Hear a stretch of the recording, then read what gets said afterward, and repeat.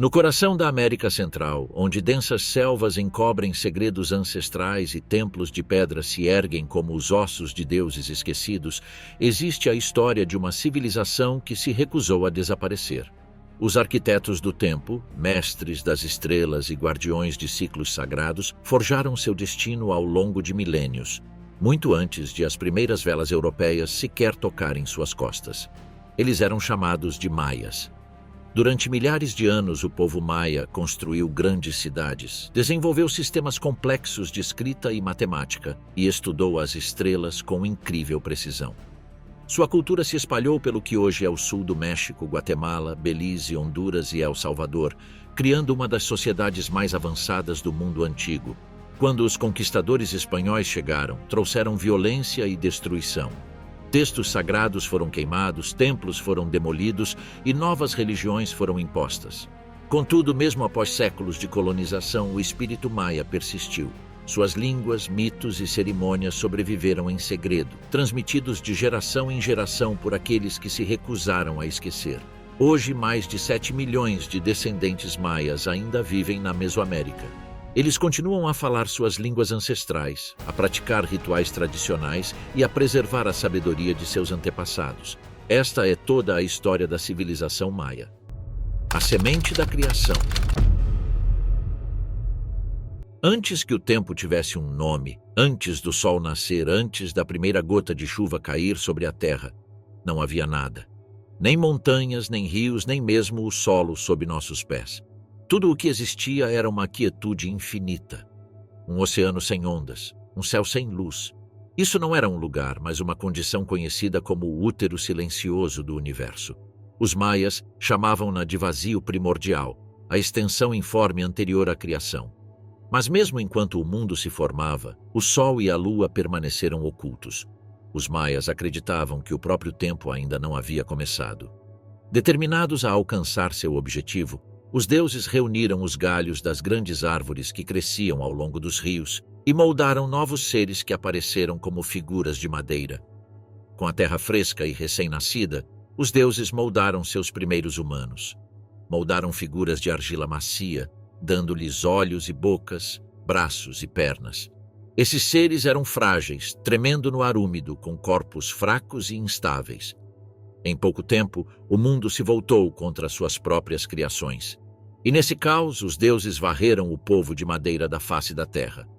Os maias diriam mais tarde que um mundo sem reverência, sem conexão com o sagrado, não pode subsistir. O equilíbrio entre o divino e o mortal havia sido rompido e o ciclo da criação precisava recomeçar. Cada destruição, cada renascimento, deixou sua marca na ordem cósmica. Os maias entendiam a criação como um ritmo eterno com ciclos de nascimento, fracasso e renovação. Os deuses aprendiam através da criação, assim como os humanos aprenderiam mais tarde através da vida. O vazio dava lugar à luz, a luz dava lugar à sombra, e cada sombra prometia um novo amanhecer. Segundo os maias, essas histórias não eram apenas mitos. Eram reflexos do próprio calendário e de cada era que surgia e desaparecia de acordo com o equilíbrio divino. E embora o mundo já tivesse testemunhado duas criações fracassadas, os deuses não haviam terminado. Tentariam novamente, e desta vez, do coração do milho, moldariam o verdadeiro povo, aqueles que poderiam se lembrar, honrar e pronunciar os nomes de seus criadores. Mas esse é outro começo. Após a destruição do povo de madeira, o silêncio voltou a reinar sobre o mundo recém-nascido. Os deuses reuniram-se em conselho, com a decepção em seus corações divinos. 2 vezes haviam moldado a vida. 2 vezes suas criações falharam, primeiro dissolvendo-se em lama, depois voltando-se contra a própria ordem sagrada. Então, do que deveria ser feita a humanidade? Eles precisavam de um material ao mesmo tempo humilde e divino, algo que pudesse sustentar a vida e ao mesmo tempo simbolizá-la. Buscavam algo que capturasse o ritmo do nascimento, do crescimento e da renovação, semelhante ao ciclo que rege as estrelas e as estações do ano. E em sua contemplação, seu olhar se voltou para os campos verdes da terra abaixo, onde as primeiras espigas de milho começavam a brotar. Segundo os maias, o milho não era apenas alimento, era a própria vida, um espelho sagrado da jornada humana. emergia da terra como uma criança do útero, estendia-se em direção ao sol e, ao morrer, retornava ao solo, apenas para ressurgir no ciclo seguinte. O milho era o coração da criação, a ponte entre o céu, a terra e o submundo. E assim, os deuses pegaram grãos de milho amarelo e branco e os moeram com água divina. Dessa massa sagrada, moldaram os primeiros seres humanos verdadeiros. Quando o sopro da vida os penetrou, esses seres não se desfizeram, nem se esqueceram, nem vagaram sem propósito. Abriram os olhos e viram e se lembraram dos nomes de seus criadores, enquanto agradeciam. Finalmente, os deuses haviam triunfado. Os primeiros homens foram 4: Balaão-Quitzé, Balaão-Acabe, Malcutá e Iqui-Balaam. Eles eram fortes, sábios e transbordavam gratidão. Eram protótipos, as primeiras manifestações daquilo que a humanidade deveria ser. A criação do povo do milho foi o início de uma aliança. Os deuses deram vida à humanidade a partir do mesmo grão que alimentava a terra. Em troca, a humanidade viveria a serviço da ordem sagrada. A relação entre deuses e humanos era de reciprocidade, um ciclo de dar e receber que sustentaria tanto o céu quanto a terra. O povo dependia dos deuses para o sol, a chuva e a fertilidade do solo. Os deuses, por sua vez, dependiam do povo para orações, cânticos e rituais de lembrança. Cada ato de cultivo era um ritual sagrado que recriava o momento da criação. Plantar milho era dar vida ao mundo mais uma vez. Essa crença tornou-se o alicerce espiritual da civilização maia. Cada agricultor era um sacerdote da terra, cada campo era um altar, e cada grão plantado sob a terra carregava em si a promessa de renascimento. Em templos esculpidos com uma precisão surpreendente, os maias imortalizaram esse pacto em pedra. O deus do milho aparece repetidamente em sua arte como uma figura jovem, coroada de folhas. Às vezes ele é mostrado emergindo de uma carapaça de tartaruga, simbolizando a ressurreição. Outras vezes ele surge da própria terra, como o primeiro broto rompendo o solo escuro. Sua imagem é uma promessa de que a vida, por mais profundamente enterrada que esteja, sempre retornará. Esse deus era frequentemente associado aos heróis gêmeos, figuras divinas cuja história se entrelaçava com a sua. As grandes pirâmides de Tikal, Copan e Palenque foram construídas e alinhadas aos solstícios, equinócios e dias de zênite, quando o sol estava diretamente acima delas.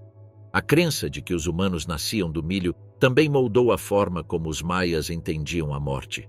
Em sepulturas, arqueólogos encontraram grãos de milho colocados na boca dos mortos. Isso simbolizava sementes para sua jornada rumo à vida após a morte, um símbolo de nutrição e ressurreição. Assim como o milho retornava ao solo para crescer novamente, a alma também retornaria ao submundo para ressurgir em outra forma. Em funerais e rituais sazonais, oferendas de alimentos feitos de milho eram oferecidas aos deuses. Essas oferendas simbolizavam a continuidade, conectando cada geração à anterior. O povo sabia que esquecer esse equilíbrio seria arriscar outro colapso, um retorno ao caos que havia devorado o povo de barro e madeira que os precedeu. A reverência pelo milho era histórica.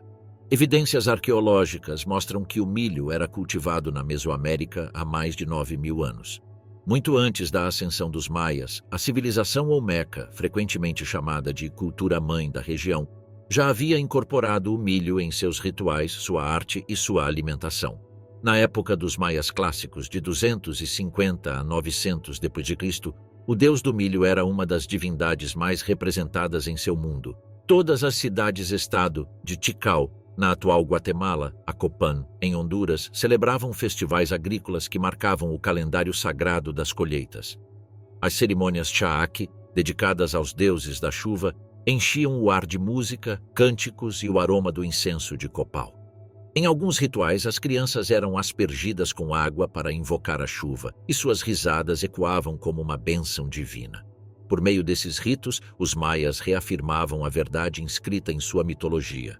O milho não era apenas uma plantação, era o fio divino que conectava o céu, a terra e a humanidade.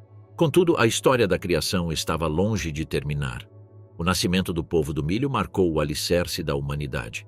Mas o equilíbrio entre a vida e a morte ainda era frágil, instável. E assim começou um dos contos mais cativantes da mitologia maia, a saga dos heróis gêmeos, Hunahpu e Xbalanque. cuja jornada ao submundo moldaria o destino tanto dos deuses quanto dos homens. A história começa muito antes do nascimento deles, com o pai, Hun-Hunappu, e o irmão dele, Vucub-Hunappu, dois jogadores habilidosos do jogo de bola sagrado, um esporte que também era um ritual cósmico, simbolizando a luta entre a vida e a morte. A paixão deles pelo jogo era conhecida em todo o mundo, na superfície e nas profundezas de Xibalba, o submundo. Enviaram mensageiros para convocar os irmãos para uma partida amistosa, mas o convite era uma armadilha. Ao chegarem, Hun-Hunappu e Vucub-Hunappu foram humilhados, enganados e forçados a provas impossíveis. No fim, foram sacrificados, suas vidas ceifadas pelos senhores das trevas. A cabeça decepada de Hun-Hunappu foi pendurada em uma cabaça, onde criou raízes e, milagrosamente, começou a dar frutos. Certo dia, uma donzela chamada Xisquic, filha de um senhor de Xibalba, vagueava perto da árvore. Quando estendeu a mão para tocar o fruto estranho, o crânio de Hun-Hunappu falou e cuspiu em sua mão, concebendo milagrosamente os heróis gêmeos. Assim, da morte surgiu a vida mais uma vez. Xisquic fugiu do submundo e criou seus filhos no mundo superior, sem saber que o destino já os chamava. Desde pequenos, os gêmeos demonstraram dons extraordinários de inteligência, coragem e uma genialidade travessa que os diferenciava dos demais. Brincavam de transformação, virando-se em animais e realizando truques que deixavam até mesmo os mais velhos perplexos. Assim como o pai, eles se tornaram habilidosos no jogo de bola, e logo os rumores sobre suas habilidades chegaram aos ouvidos dos senhores de Xibalba. Mais uma vez, um convite surgiu das sombras, outro desafio sob a terra, mas desta vez o resultado seria diferente. Os gêmeos desceram a Xibalba, um lugar de escuridão sem fim, onde as casas da provação os aguardavam. A casa das facas, a casa dos jaguares, a casa do fogo, a casa do frio e a casa dos morcegos. Cada uma delas fora projetada para destruí-los. Na casa das facas, as lâminas estavam enfeitiçadas para não atacar. Na casa dos morcegos, eles se esconderam dentro de suas zarabatanas, embora um dos irmãos quase tenha perdido a vida ao espiar para fora cedo demais. Tentativa após tentativa, os gêmeos superaram cada armadilha com inteligência, união e astúcia. Por fim, os gêmeos foram capturados e sacrificados. Seus corpos foram moídos até virarem pó e espalhados em um rio. Mas a morte, como provariam, não era o fim. Das águas, eles ressurgiram. Primeiro como bagres, depois como mágicos errantes, dançarinos disfarçados que realizavam maravilhas pelo submundo. Curavam os doentes, traziam os mortos de volta à vida e até se sacrificavam uns aos outros, apenas para reviverem novamente diante dos atônitos senhores de Xibalba. Intrigados, os senhores exigiram que os gêmeos realizassem o milagre neles também, e os gêmeos concordaram. Sacrificaram os senhores da morte, mas não os trouxeram de volta. O submundo silenciou e a morte foi derrotada. Com a vitória, os gêmeos revelaram suas verdadeiras identidades e ascenderam aos céus. Em algumas versões, eles se tornaram o Sol e a Lua. Em outras, o Sol e a Estrela da Manhã, marcando para sempre o céu como um símbolo de renovação, justiça e equilíbrio divino. Sua vitória completou a ordem cósmica. A vida e a morte encontraram o equilíbrio, e o mundo, enfim, estava pronto para a era da humanidade. A história de Hunahpu e Xbalanque era o modelo espiritual da visão de mundo maia. Ensinava que a astúcia podia superar o poder, que a morte era apenas outra forma de transformação e que o equilíbrio era o verdadeiro caminho para a sobrevivência. Cada quadra de jogo de bola descoberta nas ruínas das antigas cidades maias era mais do que uma simples arena. As paredes esculpidas retratam jogadores no momento do sacrifício, seu sangue se transformando em vinhas ou serpentes, numa poesia visual que expressa a ideia de que, da morte, a vida continua. Através desse mito, os maias encontravam esperança. Mesmo em tempos de fome, guerra ou seca, eles acreditavam que o sol nasceria novamente, o milho brotaria de novo e o equilíbrio divino perduraria. O alvorecer do mundo atual. No coração da densa selva da Guatemala, erguem-se as antigas cidades de pedra de Copán e Quiriguá. Através de suas gravuras, elas contam histórias sobre os primórdios do próprio nascimento dos tempos. De acordo com as inscrições gravadas nessas pedras sagradas, o mundo atual nasceu em uma data que corresponde a 11 de agosto de 3114 a.C. Foi o dia em que os deuses reiniciaram a criação, o alvorecer do ciclo atual. A partir desse momento, o universo passou a ter seu ritmo, e cada ato humano, plantar, orar, guerrear e governar, passou a estar em sintonia com a pulsação do cosmos. Segundo os maias, isso não era mitologia. No momento em que os heróis gêmeos ascenderam aos céus e os deuses finalizaram o desígnio do tempo, o espiritual e o histórico se tornaram um só. Cada oferenda, cada coroação, cada alinhamento de templo e estrela fazia parte dessa mesma continuidade sagrada. A humanidade não estava mais separada do divino. Bem acima das árvores ceiba, os maias viam uma escritura viva escrita em luz. As estrelas, a lua, o brilho errante de Vênus, todos eram mensageiros da vontade divina. Os céus eram seu relógio, sua bússola, sua profecia. Cada movimento de um planeta, cada eclipse, era uma história recontada. Os maias acompanhavam os ciclos de Vênus, seu nascer como estrela da manhã, seu desaparecimento no brilho do sol, seu renascimento no céu vespertino. Sabiam que o padrão se estendia por 584 dias e que cada fase carregava uma ressonância espiritual. Vênus podia anunciar prosperidade ou pressagiar desastre, dependendo de quando aparecia. Não era coincidência que a natureza dual de Vênus espelhasse a dos heróis gêmeos. Dizia-se que um dos gêmeos, o Narpu, personificava a própria essência de Vênus, aquele que mergulha na escuridão apenas para ressurgir em radiante desafio. Entre os tesouros mais raros do mundo antigo, encontra-se um livro frágil e dobrado, o Códice de Dresden. Escrito muito depois da Era Clássica, talvez no século XI ou XII d.C., ele permanece como uma das poucas vozes sobreviventes dos próprios maias. Em suas páginas, pintadas em vermelho e preto, estão tabelas de movimento celeste, incluindo cálculos de eclipses, ciclos lunares e a dança de Vênus. Avançando para o ano de 1576, o Império Espanhol, com toda a sua ambição e sede de poder, reivindicou grande parte do Novo Mundo, dos Andes gelados às planícies escaldantes do México. Contudo, as regiões mais ao sul de Yucatán e os planaltos da Guatemala permanecem em grande parte inexplorados. Segundo os europeus, essa região é uma página em branco, um lugar sobre o qual se falava em histórias contadas ao redor da fogueira, desenhado em mapas com dragões em suas fronteiras. Nesse deserto surge Diego Garcia de Palácio, um soldado, um magistrado e um homem em busca de glória. Agindo sob as ordens do rei Filipe II da Espanha, sua missão é clara: inspecionar, documentar e assegurar as províncias conquistadas. Mas há mais em seu coração do que o dever. Palácio sonha com um império, com passagens entre mares, com frotas cruzando oceanos, com seu próprio nome gravado nos anais dos descobrimentos. Ele não é um aventureiro ingênuo. Palácio conhece o preço da exploração, incluindo as febres, as onças, as mortes silenciosas por ferimentos e doenças. Ele viu camaradas sucumbirem à malária, a maldição invisível destas terras. Mesmo assim, ele marcha, abrindo caminho pela imensidão verde com seus homens e seus carregadores nativos. Cada golpe de facão é como cortar a própria carne do mundo. Durante semanas, eles se aventuram cada vez mais no desconhecido, através de vales envoltos em névoa, atravessando rios que cintilam como vidro líquido.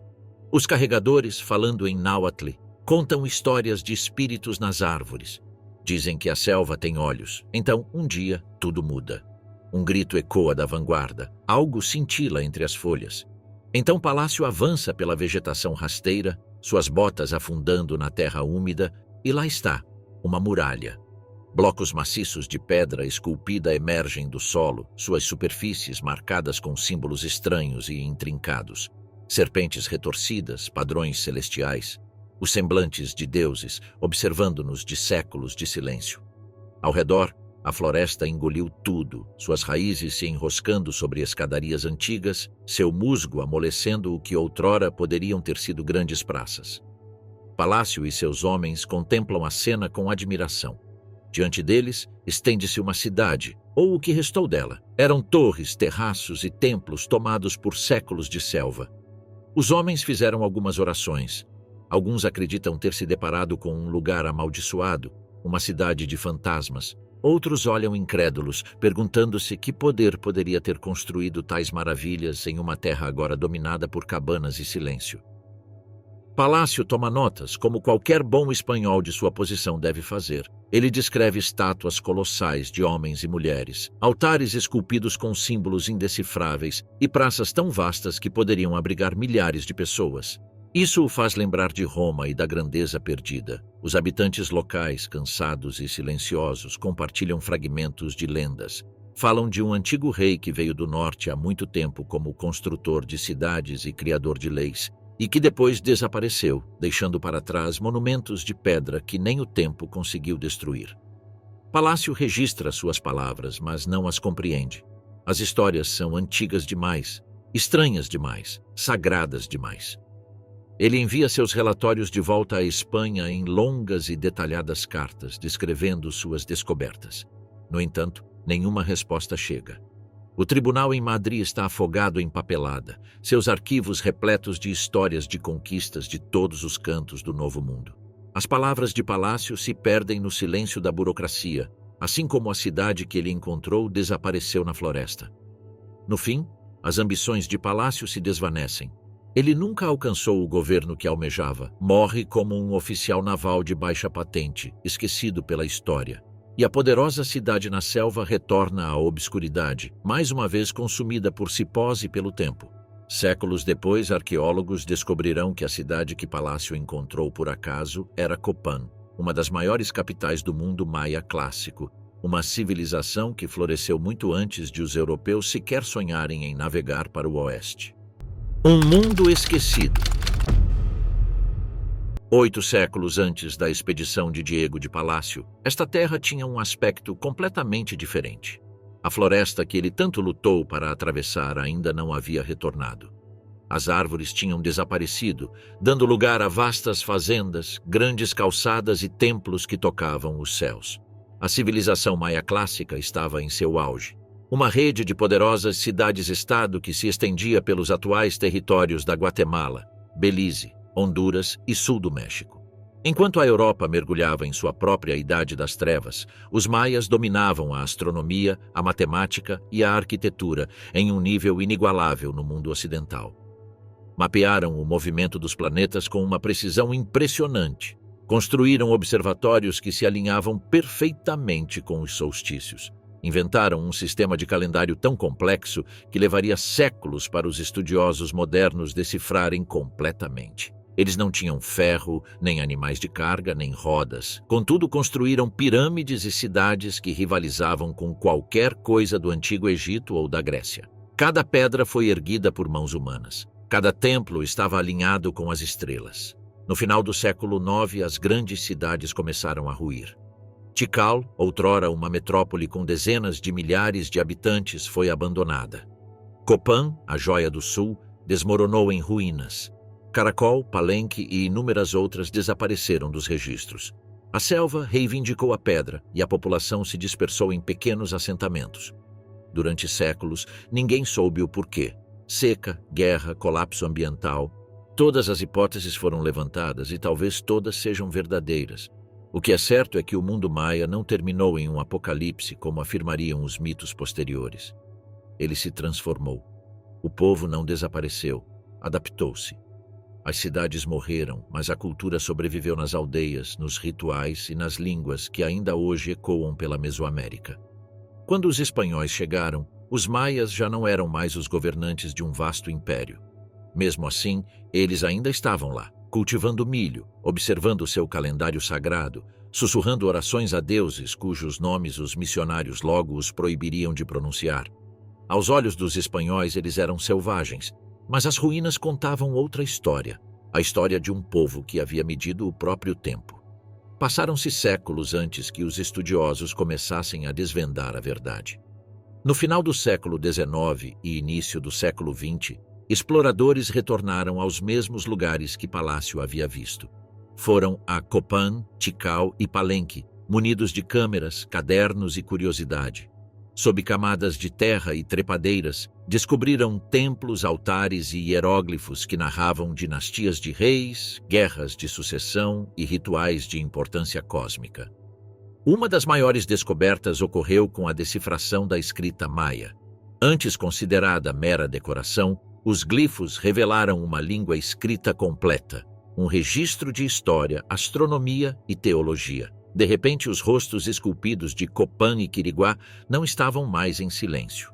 Eles voltaram a falar. A Carnegie Institution interveio em 1936 para salvar Copan do avanço do rio que ameaçava apagá-la completamente. Outros sítios arqueológicos não tiveram a mesma sorte. Muitos foram saqueados ou destruídos, seus tesouros vendidos a colecionadores ou soterrados sob cidades modernas. Ainda assim, a cada escavação emergia uma imagem mais nítida de uma civilização que surgiu, se transformou e perdurou. Hoje, mais de 40 importantes sítios maias foram mapeados e estudados, e inúmeros outros ainda permanecem escondidos sob a copa das árvores. A tecnologia LIDAR revelou cidades inteiras perdidas, vastas redes de estradas e sistemas agrícolas que sugerem que a população maia pode ter chegado dezenas de milhões de pessoas. A dimensão de sua conquista é imensa. Por muito tempo, pessoas de fora falaram do mistério do desaparecimento dos maias, mas isso nunca foi verdade. Os maias não desapareceram, mas sobreviveram. Eles ainda vivem na Guatemala, Belize, México, El Salvador e Honduras. Milhões de pessoas ainda falam uma das 28 línguas maias, praticam as antigas cerimônias e mantêm o calendário sagrado. Os descendentes daqueles que construíram Copan e Tikal ainda estão aqui, cuidando dos campos de milho, ainda oferecendo velas e incenso aos espíritos da terra. Seus mitos dos heróis gêmeos da criação a partir do milho, dos deuses que moldaram o tempo, continuam a ser contados em contos. Nas últimas décadas, uma mudança poderosa teve início. Acadêmicos, anciãos e comunidades maias estão resgatando sua história como uma tradição viva. Arqueólogos agora trabalham em conjunto com guardiões e contadores de histórias maias para interpretar as gravuras não apenas como história, mas também como filosofia, cosmologia e arte. Diego de Palácio nunca soube o que havia encontrado, mas, na verdade, ele havia caminhado entre as ruínas de uma das maiores civilizações da humanidade. A redescoberta de um mundo perdido. No século XVIII, rumores tênues já começavam a atravessar o Atlântico. Marinheiros falavam de templos cobertos de vegetação no meio da selva, de rostos esculpidos em pedra espreitando por baixo de cortinas de trepadeiras, de estranhos hieróglifos que ninguém conseguia decifrar. Essas ruínas pareciam impossíveis, como se um capítulo perdido da história da humanidade estivesse escondido nas selvas do Novo Mundo. E assim começou um novo tipo de conquista em busca do conhecimento. Os primeiros exploradores abriram caminho pela mata fechada com facões e determinação cega. Eram aristocratas de botas e casacos de linho, homens que abandonaram o conforto em busca de um vislumbre da antiguidade. Suas jornadas foram marcadas por febre, doenças e perigos, mas o que encontraram transformaria nossa compreensão da história. No século XIX, a tocha passou para outra geração, os escritores de viagens, os cientistas e os pioneiros da arqueologia. Eles registraram o que viram com tinta e pena, suas palavras e esboços inflamando a imaginação de leitores ao redor do mundo. Contudo, a verdadeira história era muito mais antiga do que qualquer expedição europeia. Antes dos estudiosos, antes dos exploradores, existiram reis e rainhas que governaram aquelas cidades florestais. Imperadores filósofos que estudaram as estrelas, sacerdotes que mediram o tempo e artesãos que construíram monumentos que desafiaram a deterioração. Seus templos se elevavam em direção aos céus como escadarias para os deuses. De seus palácios, governantes divinos proclamavam a vontade dos deuses, suas palavras esculpidas em pedra e seladas para a eternidade. Mesmo após a queda de seus reinos, seus descendentes permaneceram. Os agricultores maias ainda cultivavam a mesma terra. Os sacerdotes maias ainda sussurravam as mesmas orações. E as famílias maias ainda viviam à sombra dos templos de seus ancestrais como guardiões das ruínas, preservadores da memória. No início do século XIX, quando as selvas da América Central ainda eram vastos oceanos verdes inexplorados, dois homens entraram para a história: John Lloyd Stephens e Frederick Catherwood. Eles não eram conquistadores nem soldados, não carregavam espadas, não hasteavam bandeiras e não desejavam ouro.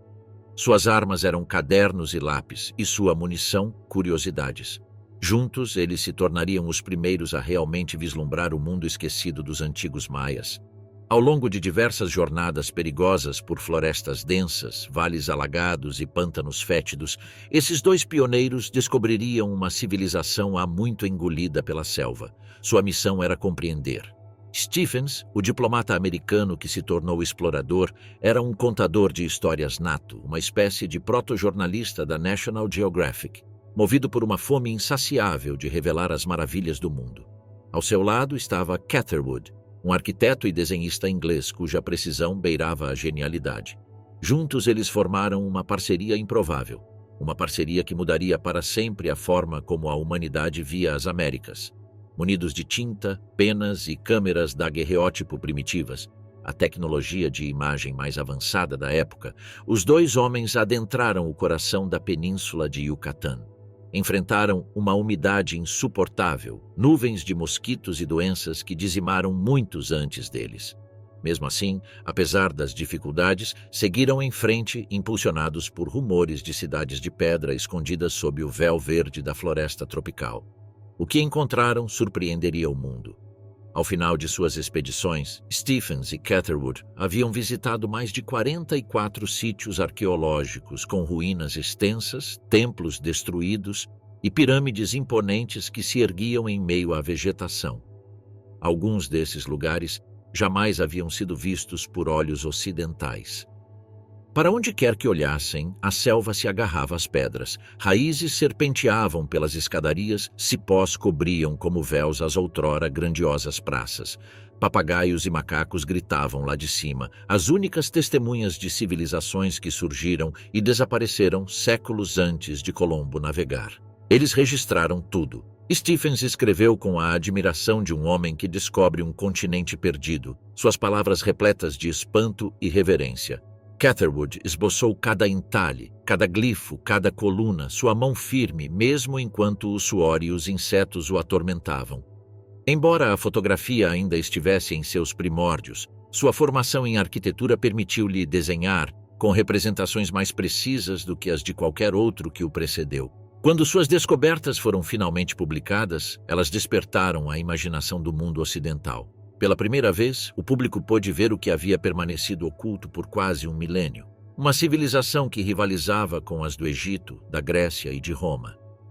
Como poderia existir tamanha beleza monumental nas selvas do chamado Novo Mundo? Quando os dois homens chegaram a Copan pela primeira vez, em 1839, ficaram em silêncio, atônitos. Diante deles erguiam-se pirâmides de pedra e estelas ricamente esculpidas, representando reis, deuses e serpentes cósmicas. Esses monumentos, embora destruídos e tomados pela natureza, irradiavam um poder ancestral. Stephens escreveu que, mesmo em ruínas, Copan parecia viva, como uma cidade construída não apenas para humanos, mas para deuses. Para eles, era uma descoberta à altura das cidades perdidas da antiguidade. E, no entanto, Copan era apenas o começo. Sua jornada os levou posteriormente a Uxmal, uma cidade diferente de tudo que já haviam visto. As esculturas ali eram tão ornamentadas, tão intrincadas, que pareciam quase de outro mundo. Foi ali que Catherwood aperfeiçoou seus desenhos, capturando a arte do chamado estilo Puuc, uma marca registrada do artesanato maia que expressava tanto precisão matemática quanto expressão divina. À sombra dessas pedras, os dois homens sentiram que estavam caminhando através do próprio tempo. No século XIX, poucos europeus acreditavam que os indígenas americanos fossem capazes de criar grandes civilizações. Acadêmicos, sacerdotes e filósofos se apegavam à noção de que os maias deviam ter descendido de povos do Velho Mundo, como os egípcios, hebreus, romanos ou até mesmo os míticos atlantes. Alguns especularam que colonos judeus teriam fugido através dos oceanos após a queda de Jerusalém. Outros afirmaram que as tribos perdidas de Israel teriam construído os templos de Yucatán. Houve até quem sugerisse que os maias eram sobreviventes da Atlântida submersa de Platão, mas Stephens e Catherwood constataram com seus próprios olhos que essas teorias estavam erradas. Eles haviam estudado as ruínas do Velho e do Novo Mundo, percorrido as avenidas de Atenas, explorado os túmulos do Egito e agora se encontravam entre as pirâmides cobertas de vegetação de Copan e Uxmal. E em nenhum lugar viram vestígios de colunas egípcias ou da simetria greco-romana. A arquitetura ali era totalmente singular e nascida da mente dos nativos americanos. A conclusão deles foi revolucionária. Os maias foram os arquitetos da sua própria grandeza. Levaria décadas para o mundo assimilar essa verdade, mas Stephens e Catherwood haviam descoberto algo. A civilização maia, há muito esquecida, era um fato. Contudo, nem todos enxergavam o mundo com a mesma clareza. Nas décadas que se seguiram, outros supostos exploradores chegaram, com a imaginação obscurecida pela fantasia e pelo ego. Um dos mais estranhos entre eles foi Jean-Frédéric de Waldeck, um francês de origens misteriosas que alegava ter amizade com revolucionários, poetas e reis, e que talvez tenha sido mais mito do que homem. Em 1832, Waldeck passou um ano vivendo entre as ruínas de Palenque, desenhando e especulando às custas de um nobre irlandês obcecado por profecias bíblicas. Seus esboços eram grandiosos, românticos e completamente equivocados. Em seus desenhos, os reis maias vestiam túnicas romanas. Seus templos lembravam palácios gregos. Ele chegou a imaginar elefantes entre os glifos, mas as ideias de Waldeck encontraram leitores ávidos. Seu livro, repleto de especulações sobre as tribos perdidas de Israel e as supostas ligações entre os maias e o mundo antigo, tornou-se uma sensação. Para muitos era mais fácil acreditar em lendas bíblicas do que aceitar que povos indígenas haviam construído impérios. Ainda assim, as fantasias falhas de Waldeck logo seriam ofuscadas pela realidade meticulosa registrada por Stephens e Catherwood. O trabalho deles, baseado em observação e evidências, redefiniria a forma como o mundo estudava o passado, substituindo o mito pela arqueologia. Apesar das descobertas, a história de Stephens e Catherwood terminou em tragédia. Após anos de exploração, a doença finalmente os alcançou. A malária levou Stephens, um naufrágio vitimou Catherwood. Até mesmo o sonho de preservar a arte maia em um museu das Américas foi destruído quando um incêndio consumiu suas obras. Os desenhos de Catherwood, fruto de uma vida inteira, viraram cinzas em uma única noite. Mesmo assim, o impacto deles perdurou. Por meio de seus livros e ilustrações, eles despertaram o mundo para uma verdade oculta sob as trepadeiras e sombras. As Américas tinham seu próprio Egito, sua própria Roma, sua própria história de grandeza e declínio. E mesmo enquanto as selvas retomavam o que lhes pertencia, rumores de novas cidades aguçavam a imaginação de pessoas em todos os continentes. Nomes como Calakmul, Yaxchilán e Tikal voltaram a fazer parte da lenda, aguardando que a próxima geração de exploradores os redescobrisse.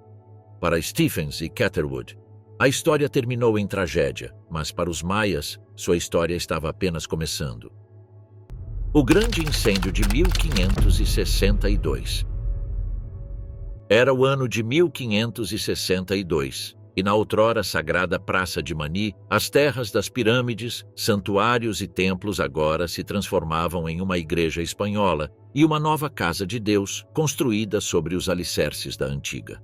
Diante de suas portas, uma pira funerária ardia com a alma de uma civilização. Um a um, ídolos de jade e pedra com efígies de deuses que outrora governaram os céus e o submundo foram atirados às chamas. Racharam e gritaram no fogo como se os próprios deuses estivessem de luto. Em seguida, vieram os livros com longas e delicadas folhas feitas da casca interna das figueiras, dobradas como acordeões, pintadas com os pensamentos de astrônomos, poetas e sacerdotes. Cada página era uma voz do mundo antigo, uma voz silenciada para sempre. As chamas devoraram o conhecimento das estrelas, dos deuses e da própria história da criação. E o responsável observava tudo, Frei Diego de Landa, o zeloso frade franciscano que acreditava estar expulsando o diabo da terra. Mas, na verdade, ele estava destruindo um universo inteiro. A história, porém, nunca é simples. Landa não era um monstro, mas um homem preso na tempestade entre dois mundos. Suas ações chocaram até mesmo seus pares. A escala da destruição, da tortura e dos expurgos que se seguiram causou tamanha comoção que ele foi chamado de volta à Espanha para ser julgado. As acusações eram graves, incluindo abuso de poder, crueldade e heresia à sua maneira. E, no entanto, após todo o debate, seus superiores o consideraram justificado. Ele retornou ao novo mundo justificado com sua missão renovada, mas, a essa altura, o estrago já estava feito. Em toda a península de Yucatán, o grande silenciamento havia começado. A perseguição às tradições indígenas varreu a região como um incêndio florestal, destruindo não apenas ídolos, mas a própria identidade. Em algumas regiões, até mesmo as vestimentas tradicionais maias foram proibidas. Com o tempo, a outrora orgulhosa ligação entre os maias e seu passado foi rompida. Eles se esqueceram de seus hieróglifos, de seus reis e de quem haviam sido. Quando Hernán Cortés pisou pela primeira vez em Yucatán, em 1519, viu com seus próprios olhos os livros de papel de casca de árvore dos maias. Eles eram repletos de cores, arte e glifos estranhos, mas em menos de uma geração esses mesmos livros desapareceram, queimados, enterrados ou perdidos no tempo. Durante séculos, o mundo esqueceu que os maias sequer possuíam escrita. Somente no século XX, 400 anos depois, a humanidade redescobriria o que havia sido destruído, que os maias haviam escrito sua própria história muito antes da chegada dos europeus. Hoje restam apenas 3 ou 4 códices, 4 testamentos, o de Dresden, o de Madrid, o de Paris e o Códice Grolier.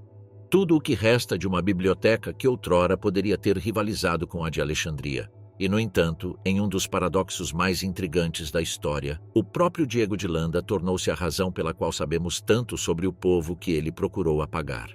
Ele ficou horrorizado com a idolatria dos maias, mas fascinado por seu gênio. Condenou seus rituais, mas registrou seu calendário com esmero. Em seu livro, documentou suas cidades, seus templos, suas crenças e até mesmo desenhou os primeiros esboços dos hieróglifos maias. Foi sua escrita que, séculos depois, se tornaria a chave para decifrar a escrita perdida dos maias. Das cinzas de seu fervor, foram plantadas as primeiras sementes da redescoberta. Durante séculos, estudiosos se esforçaram para compreender os estranhos glifos esculpidos em pedra nas selvas da Guatemala e do México. No século XIX, grandes mentes tentaram, sem sucesso, decifrá-los. Alguns acreditavam que eram puramente religiosos, outros que se tratavam de calendários astrológicos, meros símbolos e não palavras. Mas John Lloyd Stephens, o grande explorador que outrora percorrera as ruínas de Copán e Palenque, suspeitava do contrário. No início do século XX, o progresso era lento, mas a verdade foi revelada. Ernst Förstemann decifrou o sistema de calendário maia. J. T. Goodman descobriu sua correlação com o calendário moderno. Edward Seller e Paul Schellhas desvendaram os nomes dos deuses e dos meses, e pouco a pouco as vozes dos mortos começaram a falar novamente. Então veio a descoberta. Tatiana Proskouriakov, uma artista nascida na Rússia que trabalhava nas selvas da Guatemala. Em Pedras Negras, ela percebeu que certos glifos se repetiam ritmicamente nos monumentos, como datas e nomes. Ela compreendeu o que ninguém mais havia percebido. Os maias estavam registrando a história da vida e da morte de seus reis. Era como se um antigo coro finalmente tivesse reencontrado sua voz. A partir daí, seguiu-se uma avalanche de descobertas. Heinrich Berlin reconheceu símbolos que faziam referência a cidades e dinastias. Yuri Knorosov e David Kelly provaram que a escrita maia era fonética, composta por sílabas e uma língua viva. No início do século XXI, os estudiosos já haviam decifrado mais de 80% da escrita. De repente, as paredes dos templos e as faces das estelas começaram a pronunciar nomes. Não eram mais ruínas anônimas. Eram palácios, capitais e reinos com linhagens, rivalidades, triunfos e traições. Era como se a própria selva tivesse começado a sussurrar seus segredos novamente. E assim, das chamas da destruição de Diego de Landa, ergueu-se o alicerce do renascimento maia. A cidade sob a selva. Era o ano de 1848, quando um pequeno grupo de exploradores abriu caminho através das selvas úmidas do norte da Guatemala. À frente deles estava Ambrósio Tucci, governador da pequena cidade insular de Flores, situada como uma pérola esquecida nas águas calmas do lago Petenitsa. Seu nome era Maia, um sinal de que esta não era apenas uma expedição europeia. Tucci era um homem da terra, descendente daqueles que há muito haviam desaparecido na lenda. Ao seu lado cavalgava seu companheiro, o coronel Modesto Mendes, magistrado-chefe de Flores, um homem letrado e cronista do que estavam prestes a encontrar. As florestas do Petém eram, mesmo naquela época, um dos ermos mais implacáveis da terra, um emaranhado de vida e decomposição, onde cada cipó parecia agarrar-se às roupas e cada passo afundava na terra úmida e respirante. A própria Flores era uma ilha de civilização rodeada por um oceano verde, um remanescente de ordem num mundo que o tempo havia recuperado. E, no entanto, para além desse véu verde, oculto e silencioso durante 1000 anos, reside algo extraordinário, uma cidade imensa, inimaginável, da qual ninguém vivo se lembrava. Não havia contos locais sobre este lugar, nem mitos sussurrados para guiar os viajantes. Mesmo entre os descendentes dos maias, a memória havia morrido, e ainda assim, a terra se lembrava. Os exploradores logo se encontraram diante das ruínas de Tikal, a metrópole perdida do mundo antigo. O que se erguia diante deles era inacreditável. Pirâmides de pedra colossais que se elevavam em meio às copas das árvores, o canto dos pássaros ecoando entre templos e palácios soterrados sob séculos de vinhas e silêncio. Aqui outrora, erguia-se talvez a maior de todas as cidades maias, um lugar de reis e astrônomos, de deuses e guerreiros, de dinastias que governavam a floresta tropical como impérios de céu e pedra. Tikal estendia-se por quilômetros em todas as direções como uma supercidade em uma terra de metrópoles, um colossal centro de civilização no coração da selva. Com o tempo, o mundo descobriria que a única cidade capaz de rivalizar com o poder de Tikal era o misterioso reino da serpente de Calakmul, escondido a centenas de quilômetros ao norte. Mas esse segredo permaneceria enterrado por mais um século. Este não era o mundo de El Mirador e Nakbé, aqueles antigos precursores da era pré-clássica. Era algo novo, um renascimento do poder e do conhecimento.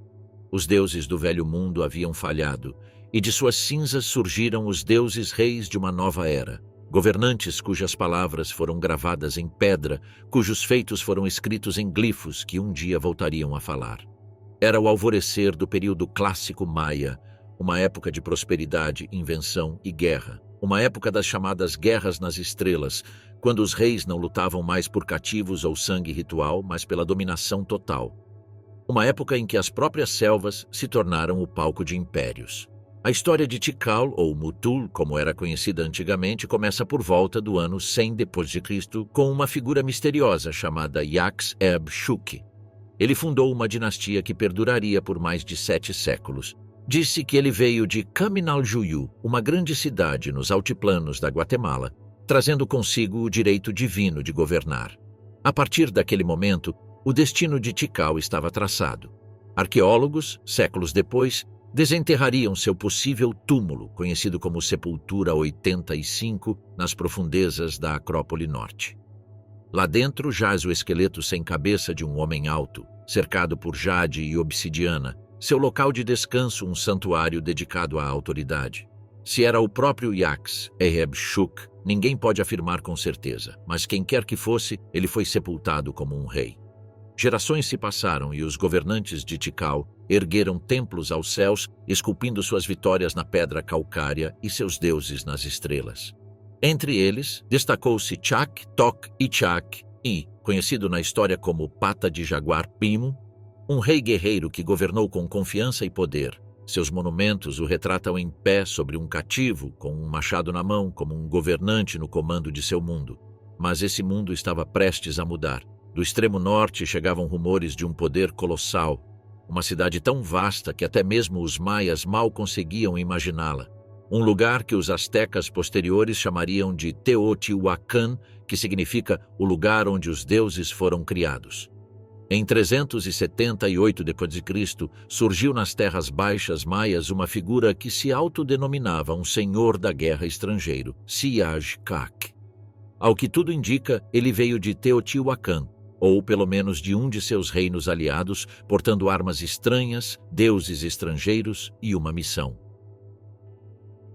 2 anos depois, o rei Pata de Jaguar estava morto. Siaj-Kak havia tomado a cidade e a antiga ordem havia desaparecido.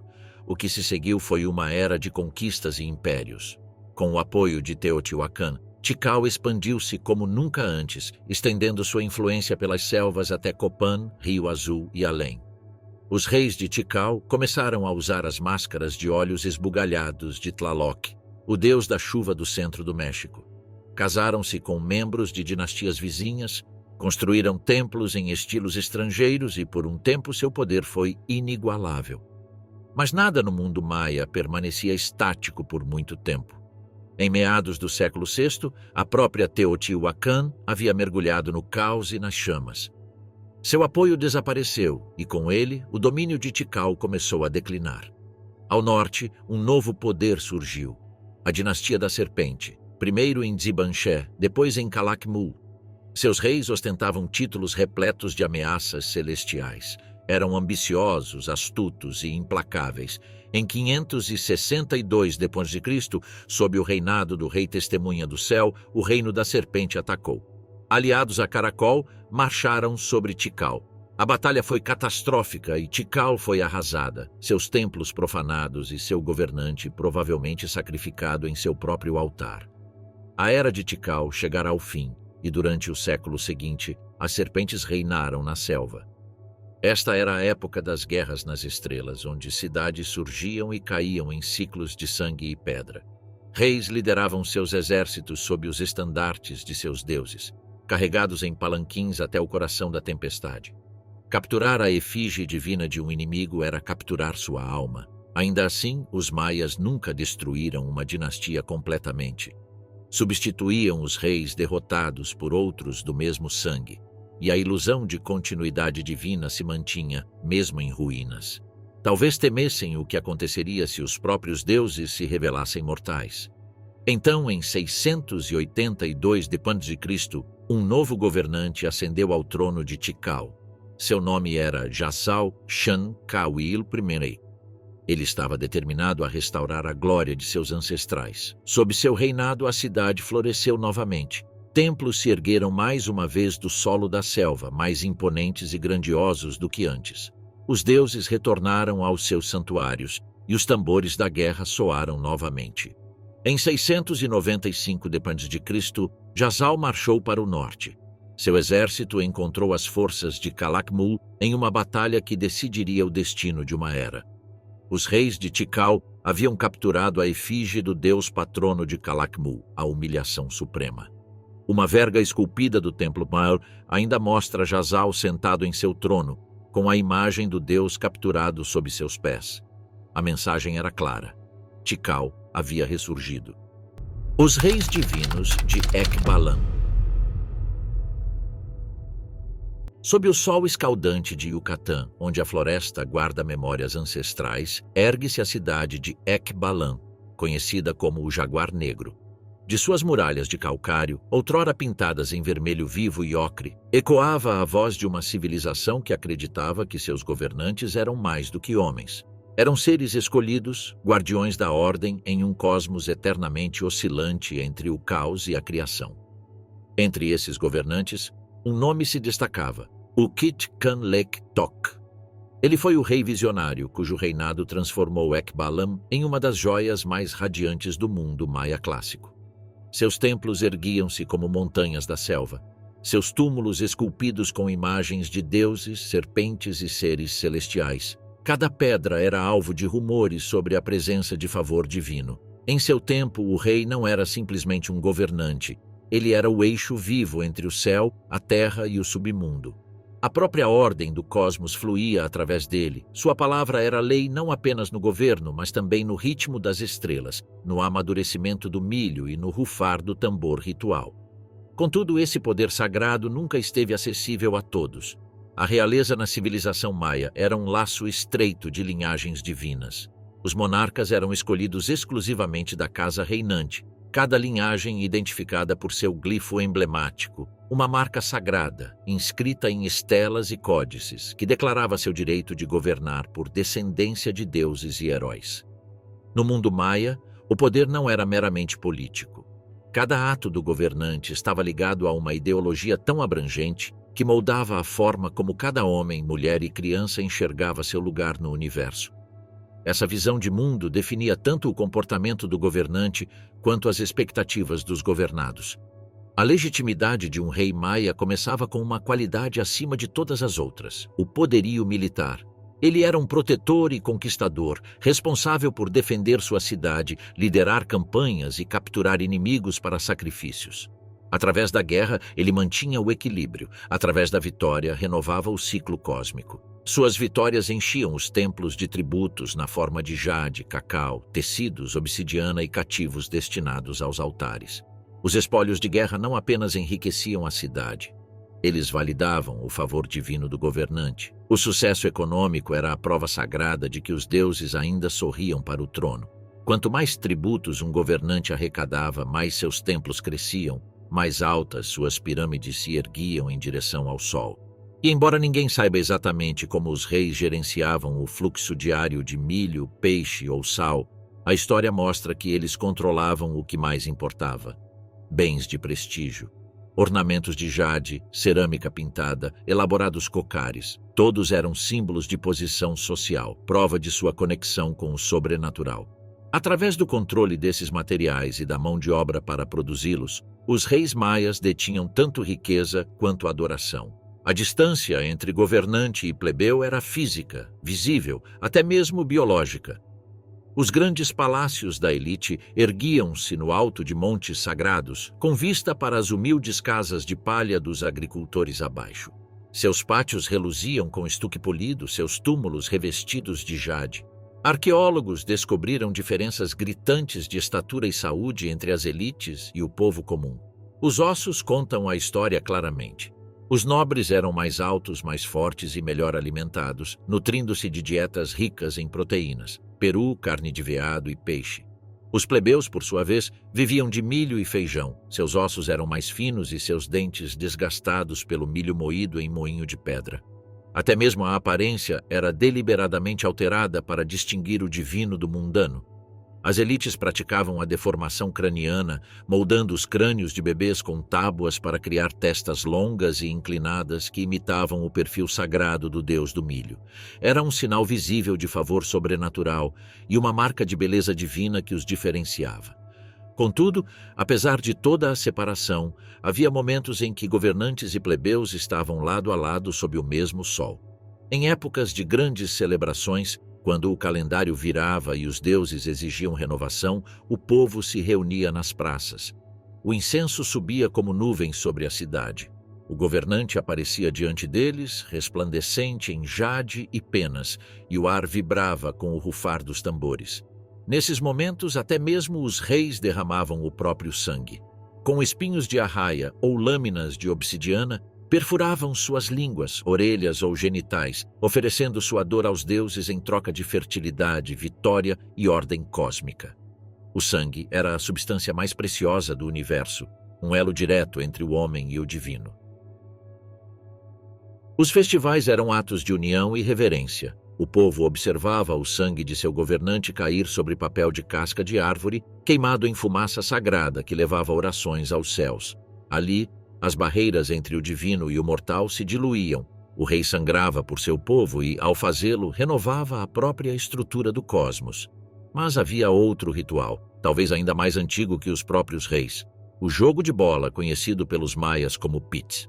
Em toda a Mesoamérica, dos desertos do Arizona às selvas da Costa Rica, as quadras de pedra para jogo de bola eram o coração de cada cidade. Nas terras maias, eram tão essenciais quanto os templos. Algumas eram pequenas arenas íntimas para jogos locais. Outras eram colossais, estendendo-se por quase todo o comprimento de um campo de futebol, ecoando com o som da borracha batendo na pedra. As regras variavam, mas a essência nunca mudava. Os jogadores usavam apenas os quadris, joelhos e ombros para golpear uma pesada bola de borracha através de um anel de pedra vertical no alto da parede. Era um teste de resistência, graça e destino. Mas, mais do que um jogo, era uma representação da luta cósmica entre a vida e a morte. Segundo relatos antigos, os jogadores às vezes morriam na quadra. Mesmo que o time perdedor não fosse sacrificado em seguida, cada morte era sagrada. Não era derrota, era oferenda. Seu sangue garantia que o sol nasceria novamente. Ainda hoje, em partes do México e da Guatemala, o jogo continua. Apesar de todas as crenças compartilhadas, os maias nunca constituíram um único império. Seu mundo era uma constelação de reinos independentes, cada um com seus próprios reis, cortes e rivalidades. Alguns controlavam vastos territórios, outros não eram maiores do que uma única cidade e suas fazendas. De aproximadamente 600 a 1500 d.C., essas entidades políticas surgiram e desapareceram como estrelas nas penínsulas de Yucatán, Belize, Honduras e Guatemala. Algumas, como Lamanai, perduraram por quase 2 milênios. A maioria não. Cada capital governava através de uma rede de cidades e vilarejos menores, formando uma hierarquia de lealdade e tributo. Quanto mais próximo um assentamento estivesse do centro real, mais estreitamente ligado ele era ao seu suzerano. O poder era medido pela influência, ou seja, pelo número de assentamentos que atendiam ao chamado do rei. Assim como as cidades-estado gregas ou as entidades políticas da Itália renascentista, cada reino maia tinha sua própria identidade, seus próprios deuses, sua própria arte e arquitetura. Contudo, todos compartilhavam uma visão, a de que a autoridade do governante refletia a ordem dos céus. No período clássico tardio, as terras baixas maias haviam se tornado um centro de vida, com cidades, mercados, fazendas, templos e milhares de aldeias rurais espalhadas pela região. As populações se concentravam perto de cenotes, dolinas naturais que ofereciam água preciosa no árido norte. Esses poços profundos se tornaram portais sagrados para o submundo, fontes de vida e entradas para a eternidade. A sociedade maia era dividida, mas não estática. Em seu núcleo existiam duas grandes classes, a elite e o restante da população. Entre elas, havia uma tênue, porém real, possibilidade de ascensão social. Um artesão talentoso, um escriba habilidoso ou um guerreiro vitorioso poderiam ascender, se a sorte lhes permitisse. As elites herdavam riqueza, títulos e privilégios por nascimento e casamento. Viviam perto dos centros das cidades, onde templos, palácios e cortes cerimoniais se erguiam sobre as praças. Suas casas eram de pedra e gesso, decoradas com murais e esculturas. Artesãos viviam nas proximidades, perto o suficiente para atender aos mercados e às demandas da nobreza. Agricultores e trabalhadores rurais habitavam os arredores, cultivando milho e cacau, construindo monumentos e pagando tributos. Em grandes capitais como Tikal, as estimativas populacionais variam, mas alguns estudiosos sugerem que quase 100 mil pessoas viviam sob seu domínio, com dezenas de milhares em sua periferia e em fazendas. Cada cidade era uma rede viva, pulsante de comércio, fé e memória. O comércio era a força vital do mundo maia. Das terras altas vulcânicas às costas salgadas, mercadorias e ideias circulavam pelas estradas de pedra calcária chamadas sacbi, que brilhavam ao luar. Mercadores transportavam sal, jade, obsidiana, cacau e penas de cidade em cidade, conectando reinos distantes em uma vasta rede de trocas. Por essas rotas, viajavam não apenas mercadorias, mas também línguas, rituais e histórias. Através do comércio, os maias compartilharam sua civilização com o mundo e, em troca, absorveram o mundo. Nas terras baixas, algodão, tabaco, cacau e peles de onça pintada eram mercadorias valiosas. As terras altas forneciam obsidiana, jade e pedra vulcânica. As cidades costeiras negociavam conchas, peixes e corantes. A diversidade de paisagens criou uma tapeçaria de especialidades locais, e uma classe mercantil surgiu para conectá-las. Cada rede comercial era também uma via de circulação de ideias. No Sachê, o mito encontrava o mercado e a fé viajava com o fluxo de mercadorias. No início do século XVI, o mundo maia estava à beira de uma transformação. Os espanhóis recém-saídos da queda dos astecas marchavam para o sul. Em 1525, Hernán Cortés liderou seus homens para as selvas da Guatemala, acompanhado por aliados nativos e com grandes ambições. Quando seu exército chegou ao lago Petén Itzá, deparou-se com a grande cidade insular de Tayazal, um bastião da resistência maia. Ali, os antigos deuses ainda reinavam. Os espanhóis, exaustos e feridos, deixaram para trás um de seus cavalos, Morzilo, frágil demais para continuar. Os maias nunca tinham visto uma criatura como aquela, trataram-na com reverência, alimentando-a com flores e pássaros, acreditando que fosse divina. Quando os espanhóis retornaram um século depois, encontraram um ídolo esculpido, semelhante a um deus-cavalo, sentado como um homem, venerado como uma divindade. Os sacerdotes o chamaram de Tziminchan, o deus da chuva da anta. Horrorizados, destruíram-no. Mas a destruição não terminou aí. Quando os missionários retornaram a Tayazal em 1622, foram recebidos calorosamente, apenas para serem capturados e sacrificados na praça da cidade. O último reino maia independente caiu décadas depois, em 1697. As chamas que consumiram seus ídolos marcaram o fim de uma era. Contudo, o espírito maia não morreu. Nas terras altas da Guatemala, outro reino persistiu. Quando os espanhóis chegaram sob o comando de Pedro de Alvarado em 1524, enfrentaram forte resistência. O general Quiché Tecún enfrentou Alvarado em combate singular, armado apenas com lâminas de obsidiana e coragem.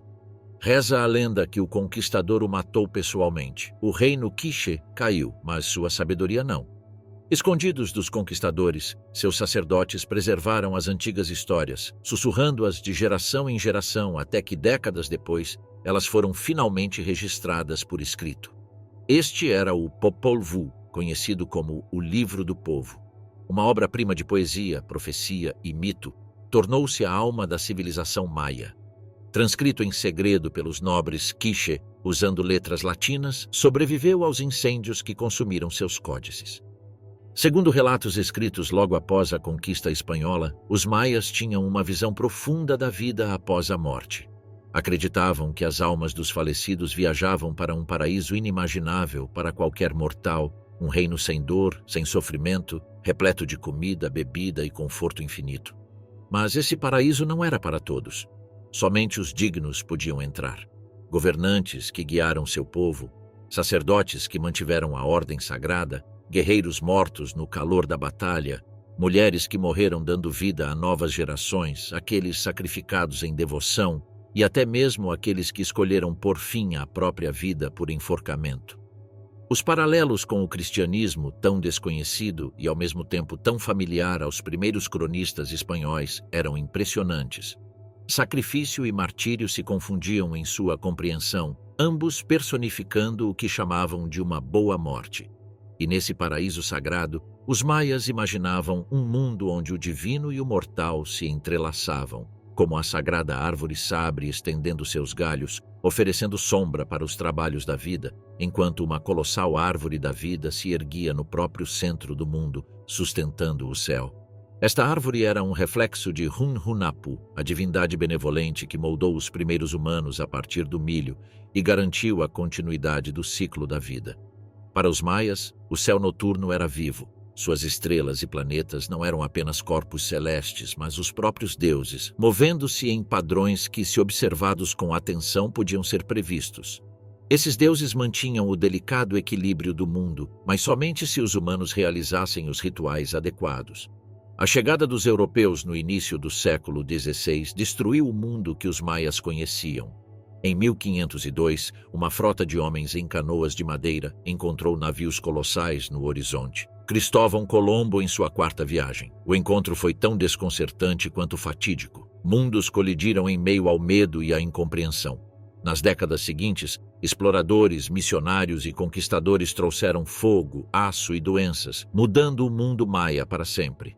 Varíola, sarampo e outras pestes dizimaram populações sem imunidade, dizimando até 90% da população em algumas regiões. Cidades que prosperaram por séculos foram abandonadas, suas ruínas lentamente engolidas pela selva. Mesmo com a ruína de grandes cidades como Copán e Tikal, o espírito maia persistiu. Cidades menores, como Tulum, mantiveram suas tradições, adaptando-se às novas realidades e preservando a memória do passado. No noroeste de Yucatán, comunidades prosperaram em relativo isolamento, preservando conhecimentos, cultura e práticas rituais que sobreviveriam à conquista espanhola e a séculos de opressão colonial. A chegada dos espanhóis trouxe ainda mais devastação. Nos séculos XVI e XVII, doenças, conversões forçadas e escravidão alteraram irrevogavelmente o mundo maia. A resistência eclodiu repetidamente, desde pequenas revoltas até as sangrentas guerras dos castos no século XIX, que deixaram centenas de milhares de mortos. Mesmo assim, os maias sobreviveram, preservando a língua, a cultura e a tradição, mesmo sob a sombra da conquista. No século XX, exploradores e arqueólogos como Sylvanus Morley e Gilles Healy aventuraram-se pelas selvas de Chiapas e pela floresta lacandona, descobrindo evidências surpreendentes do gênio maia. Murais perfeitamente preservados em Bonampak, pirâmides monumentais em Tikal e complexos cerimoniais em Yaxchilán. Hoje, os maias continuam a prosperar. Cerca de 6 milhões de descendentes habitam as terras de seus ancestrais, desde a península de Yucatán até a Guatemala, o oeste de Honduras e o sul do México. Eles mantêm uma conexão viva com sua herança, praticando tradições ancestrais, falando línguas antigas e honrando rituais que perduram há milênios. Os maias se foram, mas estão por toda parte e sua história está longe de terminar.